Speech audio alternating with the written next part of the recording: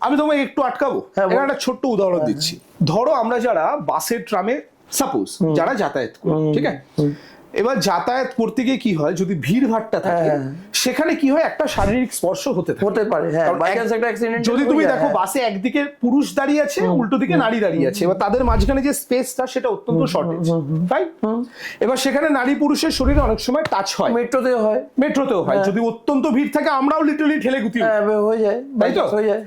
এইবার এই পরিস্থিতিতে তুমি এই সিচুয়েশনটাকে ধরে নাও, একটা ছেলে একটা থানায় গিয়ে একটা কমপ্লেন করলো যে এই প্রবল মেট্রোর ভিড়ের ভেতরে আমাকে একজন মহিলা অশালীন ভাবে স্পর্শ করেছেন, তিনি আমার কোমরে হাত দিয়েছেন অথবা তিনি আমার পেটে হাত দিয়েছেন বা যে কোনো জায়গায় প্রাইভেট পার্ট টাচ করেছেন, তো সেটা তো সেক্সুয়াল অফেন্স।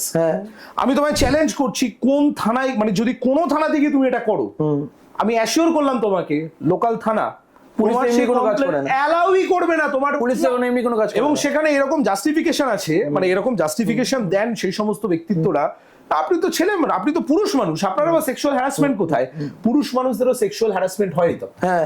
যে কোনো ব্যক্তিকে তার ইচ্ছের বিরুদ্ধে কোন রকম ভাবে অশালীন ভাবে স্পর্শ করাটাই সেক্সুয়াল হ্যারাসমেন্ট আমার কাছে অন্তত। আইন কি বলছে ভাড়বে যায়, যে কোনো ব্যক্তি যে কোনো ব্যক্তিকে কোন রকম কনসেন্ট ছাড়া যে কোনো ভাবে স্পর্শ করতে পারে না। আচ্ছা, কিন্তু এটা একজন মহিলা বললে পুলিশ যতটা তৎপরতার সাথে অ্যাকশন নেবে, সেম কথাটা একজন ছেলে বললে